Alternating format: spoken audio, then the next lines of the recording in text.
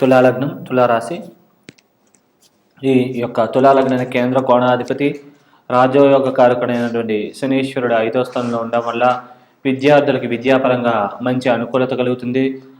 మరియు చదివిన క్వశ్చన్స్ ఎగ్జామ్స్లో వచ్చి మార్కులు బాగా సాధించగలుగుతారు. ఏదైనా చదవాలనుకున్నా కానీ అవి తొందరగా వచ్చే అవకాశాలు కనబడుతున్నాయి. అలాగే లాభాభివృద్ధి, ఆకస్మిక లాభప్రాప్తి మరియు అనుకోని విధంగా లాభాలు చేకూరడం, అనుకోని వ్యక్తుల ద్వారా ఇట్లాంటి పరిణామాలు ఫలితాలు గోచరిస్తున్నాయి.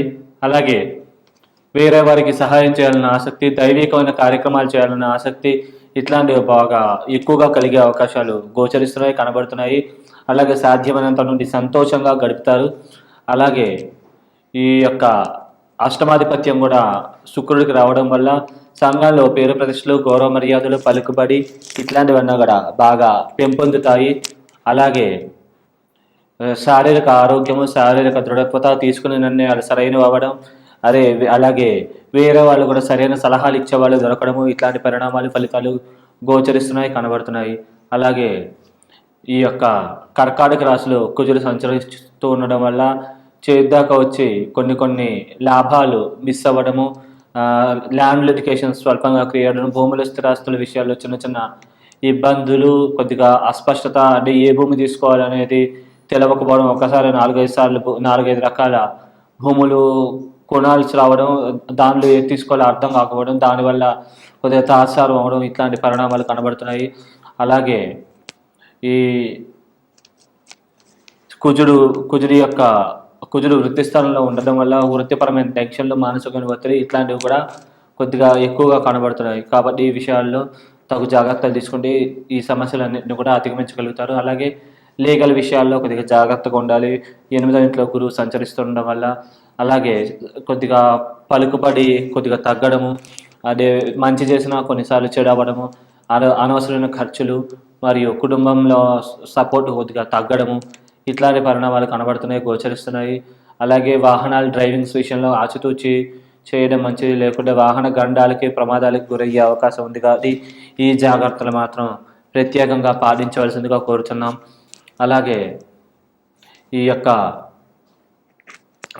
లగ్నానికి 3వ ఇంట్లో బుధుడు సంచరిస్తూ ఉండడం వల్ల 5వ తారీఖు నుంచి భాగ్యాభివృద్ధి, నిలవధనం పెంపొందడం, కమ్యూనికేషన్ స్కిల్స్ మారుతీరు మెరుగుపడడం, సోదరి వర్గీయుల సహాయ సహకారాలు లభించడము మరియు అనుకోని విధంగా అదృష్టం కలిసి రావడం, ఇట్లాంటి మంగళకరమైన శుభకరమైన ఫలితాలు, పరిణామాలు ఇట్లాంటివి బాగా గోచరిస్తున్నాయి. అలాగే మానసికంగా కూడా చాలా స్ట్రాంగ్గా ఉండి తీసుకునే నిర్ణయాలన్నీ కూడా సరైనవి తీసుకునే అవకాశాలు పరిపూర్ణంగా గోచరిస్తున్నాయి. అలాగే విదేశీ ప్రయత్నాలు చేసే వాళ్ళకి తొందరగా వీసా, పాస్పోర్ట్ మంజూరు అవడం, తొందరగా విదేశాలకి వెళ్ళగలగడం లాంటి మంగళకరమైన ఫలితాలుగా గోచరిస్తున్నాయి, కనబడుతున్నాయి. అలాగే చేసే వ్యయం సద్వ్యయం అవుతుంది. తీర్థయాత్రలు, పుణ్యక్షేత్ర సందర్శనాలు ఇట్లాంటివి కూడా బాగా చేయగలిగే అవకాశాలు కనబడుతున్నాయి, గోచరిస్తున్నాయి.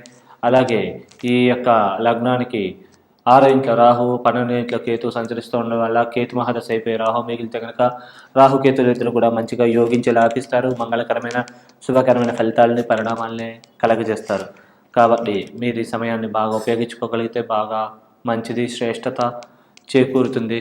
అలాగే శత్రురోగ రుణాది పీడలు చాలా తక్కువగా ఉంటాయి. అలాగే ఎవరైతే మిమ్మల్ని చూసి ఈర్ష్య ద్వేషాలు పెంచుకుంటారో వారి వల్ల మీకు మేలు చేకూరే అవకాశాలు కనబడుతున్నాయి.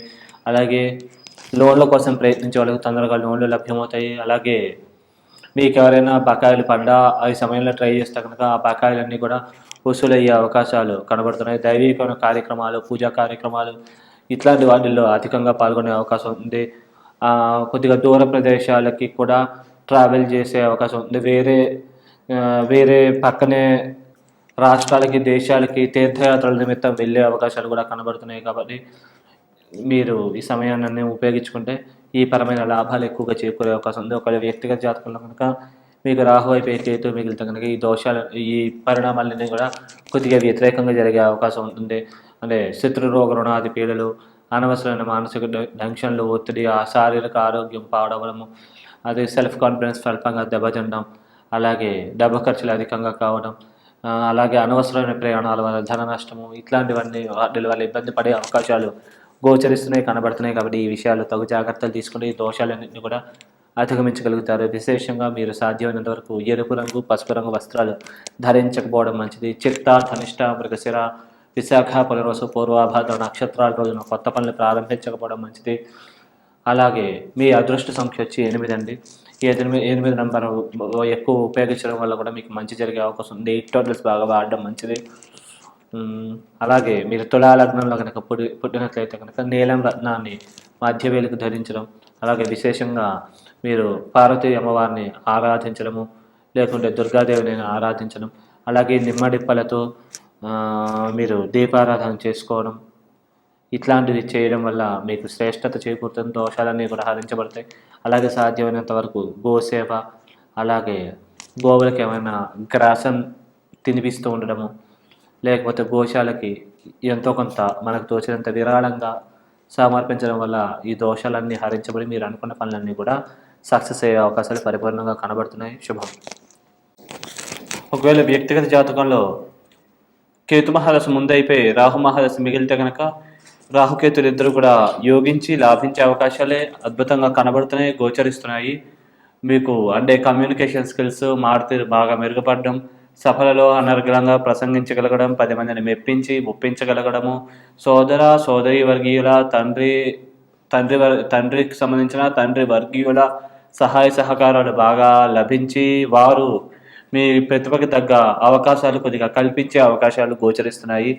అలాగే మీకు అన్ని పరాలుగా కూడా చివరిదాకా లంక్షన్ పెట్టినప్పటికీ కూడా అనుకోని విధంగా అదృష్టం కలిసి వచ్చి మీరు అనుకున్న పనులన్నింటిలో కూడా విజయాలు కూడా సాధించగలుగుతారు. మరియు చివరిలో అదృష్టం భరించే అవకాశాలు బాగా కనబడుతున్నాయి. ఒకవేళ వ్యక్తిగత జాతకంలో ముందుగా మీకు రాహు అయిపోయి కేతు మిగిలితే కనుక ఈ పరిణామాలు ఫలితాలు కొద్దిగా వ్యతిరేకంగా కనబడుతున్నాయి, గోచరిస్తున్నాయి. కాబట్టి తగు జాగ్రత్తలు తీసుకోగలరు. ఆయన మారుతీరులో తడబడడం, సోదర సోదరి వర్గీయుల మధ్య విభేదాలు సమస్యలు తలెత్తే అవకాశం ఉంది. మారుతీరు మాట వల్ల సమస్యలు కొని తెచ్చుకోవడము, మనం ఒకలాగా మాట్లాడితే వేరే వాళ్ళకి ఇంకోలాగా అర్థమయ్యి దానివల్ల సమస్యలు ఇబ్బందులు ఇట్లాంటివి తలెత్తే అవకాశాలు కనబడుతున్నాయి, గోచరిస్తున్నాయి. కాబట్టి ఆ విషయంలో తగు జాగ్రత్తలు తీసుకోగలరు. అనుకోని విధంగా కొన్ని అదృష్టాలు అవకాశాలు కూడా చేజారిపోయే అవకాశాలు కనబడుతున్నాయి. కాబట్టి ఈ పరమైన జాగ్రత్తగా తీసుకుని కొద్దిగా మౌనం పాటించినట్లయితే ఈ సమస్యలన్నింటిని గురించి కూడా అధిగమించగలుగుతారు. అలాగే మీరు వ్యక్తిగత జాతకంలో ఈ దోషాలన్నింటినీ కూడా అధిగమించగలిగి మీరు అనుకున్నవన్నీ పరిస్థితికి అన్నిటికీ చేరుకోవాలనుకుంటే కనుక దైవిక బలం శక్తి పెంపొందించుకోవడం నిమిత్తం విశేషముగా సుబ్రహ్మణ్య స్వామి ఆరాధన, స్వామికి సంబంధించిన స్తోత్రపారాయణ, అభిషేక అర్చనాదులు ఇట్లాంటివి చేసుకోవడం మంచిది. అలాగే ప్రదక్షిణ చేసుకున్న అది కూడా మంచిగా జరుగుతుంది దానివల్ల కూడా. అలాగే ఓం శరవణ భవాయ నమః మంత్రాన్ని ప్రతిరోజు జపించడం వల్ల కూడా మీకు శ్రేష్టత చేకూరుతుంది. అలాగే కుదిరినంత గోసేవ, బ్రాహ్మణ సేవ, మీకు శక్తి స్తోమత ఉంటే కనుక శనీశ్వరుడికి జపాలు చేయించుకోవడం వల్ల మీకు మంచి జరుగుతుంది, మేలు చేకూరుతుంది. శుభం.